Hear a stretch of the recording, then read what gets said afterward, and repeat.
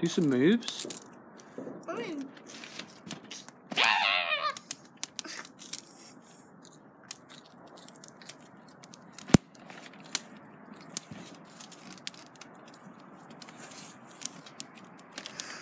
Hi vinyl community, James Griffiths here coming at you with a vinyl update. Not done one for a while, it's been maybe a month or so. I've been doing various other features. I've been doing my Great Lyricist series and entering loads of contests actually. But I've been buying records all through this period and I have a fair backlog now, so I thought I would treat you to an instalment of vinyl finds. I've been looking for a record for my son. Actually, this is going back a few weeks now because he's now really into Spider-Man, but he was really into Superman. And I've been trying to get him into records. He's 7, you know, he's not that interested.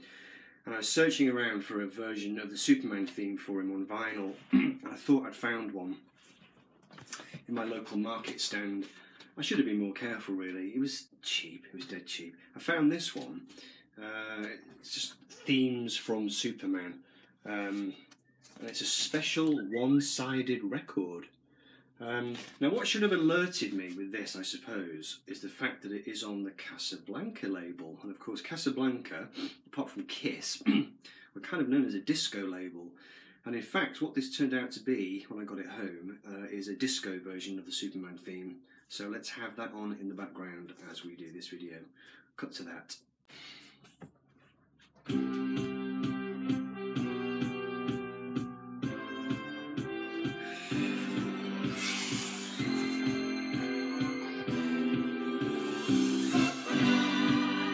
Get your loon pants on. Yeah. Superman done disco. The story does have a happy ending. Superman! Yes, so shortly after making this mistake, I went onto eBay and I won this. It is a Superman picture disc, and this is actually the theme from Superman, John Williams' version from the movie.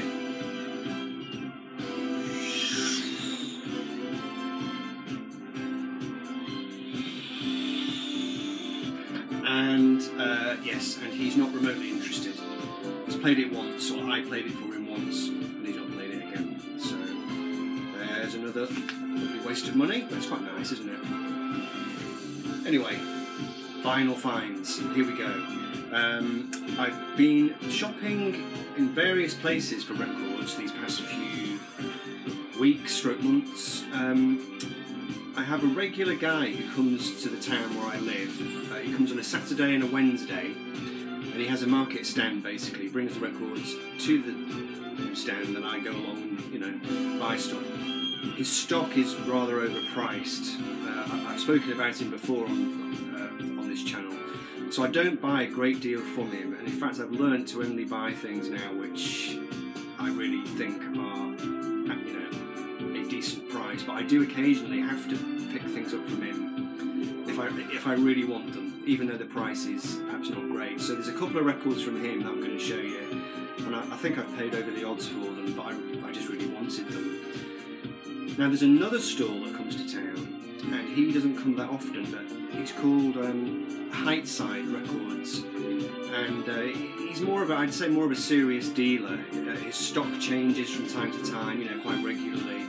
The prices are much better, you know, much lower, and he has a much greater variety of stock. But I'll start off with the expensive chap, and then I'll move on to the Heightside Records one. Okay, so I was really pleased, finally, after a long time, to pick up a copy of Ian Dury's New Boots and Panties.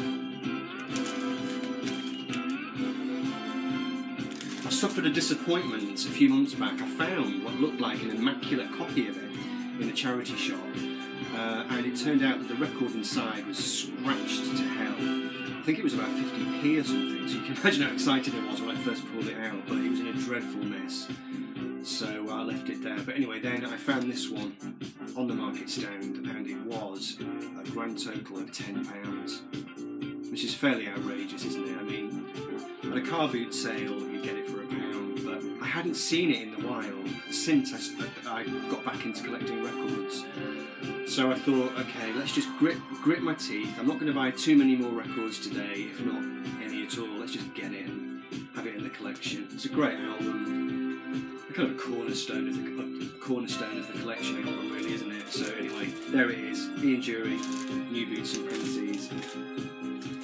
I also found, for a slightly lower price, and this one is now very topical, as the guy died, I believe, today, November the 11th. This is his debut album, The Songs of Leonard Cohen.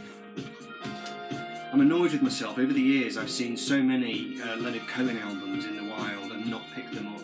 For years and years he was one of those artists where you kind of got used to seeing his records everywhere, and you always used to think, oh, I'll pick it up next time, you know. And now, of course, they're much, much harder to come by. And now he's dead, that might be even more of an issue. It's on CBS. It's in pretty good shape. Leonard Cohen. Now this one, the price was, let's have a look and see if I've still got the record of this. Yeah, £5 for that one. Not too bad. Okay. And the final thing that I bought from the slightly overpriced guy, I was quite pleased with this one actually. This is Otis Redding, The Soul album on Atlantic. Sorry, I just had to cut. I've just replaced the Superman music. It was just doing my head in, and I'm sure it was doing your head in as well. Yeah, Otis Redding, The Soul album. It's got some songs on here by Sam Cooke. It's got Chain Gang. It's Growing by Smokey Robinson. Everybody Makes a Mistake by Eddie Floyd. Some good songs. I mean, it's not his best album, but you know, clearly you don't see Otis Redding albums in the wild very often, so I picked that one up. Okay, so now we move on to the records I picked up from Heightside. Now, I've actually made 2 trips to Heightside over consecutive weekends, so in this video I'm going to show you what I picked up the first time, and then in my next Vinyl Finds video I'll show you what I picked up the second time. So, I managed to get a copy of Marvin Gaye, I Want You. This lens flare, which is in really beautiful condition, and this was only about, I think it was about £5. Obviously it's on the Motown label. I was reading up about this album and about this cover particularly. Now the cover, let's all learn something about art, shall we? The cover is apparently, it's in the neo-mannerist style, and it is a painting by Ernie Barnes, based on an original painting by him, which was actually called Sugar Shack. Now this album was, let's see, his 14th album, Marvin's 14th album, released on March the 16th, 1976. It was the sequel to Let's Get It On, which was, I think, maybe 2 or 3 years before. And it's been recognised as a key influence on the kind of soft disco soul scene of the late 70s. It wasn't as highly regarded as his previous work. I think he was seen as having lost some of his edge and some of his kind of authentic, kind of black thing, you know, edging more towards a smooth soul sound. But it's a beautiful album, it really is. I think I've mentioned before, Marvin Gaye is my all-time favourite singer, actually, male singer. So there's that one. Just turn this music down again. I'm listening to that, by the way. I bought it a while ago. That is Coltrane and Santana. I have shown it before.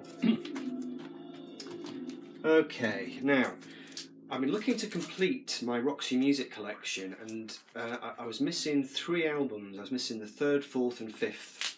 The one I really wanted was the 3rd, I think the 3rd Stranded, but the one I managed to pick up at Heightside was the 5th album, Roxy Music, Sirens. Now that story does have a happy ending in terms of me getting the 3rd album. Tune in next time.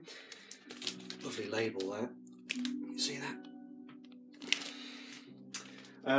Yeah, not the best Roxy music album, not the worst. Some good songs on it, some good musicianship. I mean, you always get that with Roxy, don't you? You always get just, you know, great drumming, great guitar playing from Manzanera. Yeah. Like I said, I think I've got 2 more albums to get, and the Roxy collection is complete. I think that one was £8, so edging up again, edging up. But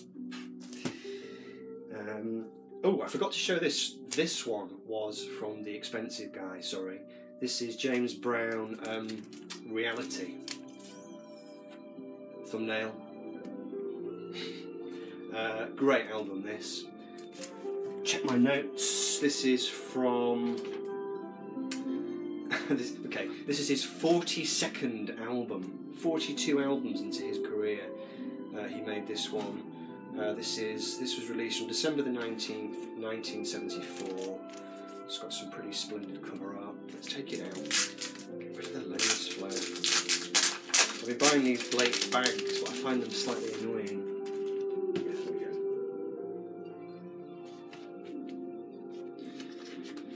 And it's just on the polydor label.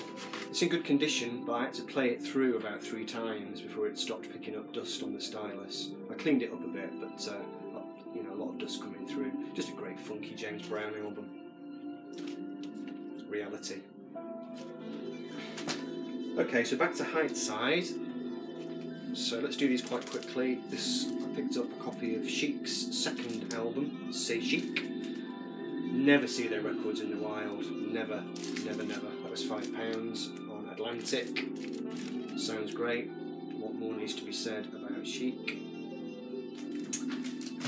And I also picked up actually this one. Propaganda. Secret Wish. Consult my notes again. 1974? 1984, of course, on the fantastic ZTT label, Treble Horns label. I would say I'm mildly obsessed with this album. Shortly before I got it on vinyl, I got it on CD, and since buying the vinyl version, I've loaded the CD onto my iPod and I've just been playing it constantly. But the CD version is different from the vinyl version in all kinds of slightly strange ways. I'm not entirely sure why, but yeah, great album. So yeah, that's what I picked up. Tune in again in the next few days. I'll be uploading part 2 of my Heightside collection. I have my Heightside haul. I'll also be showing you some records I bought in VOD Music, which is a tiny record shop in North Wales, and I've got a few other little things planned for the VC over the coming weeks. So thanks to all subscribers, old and new. Sorry about the Superman, things have calmed down a bit now, and I'll see you soon. Take care. Bye.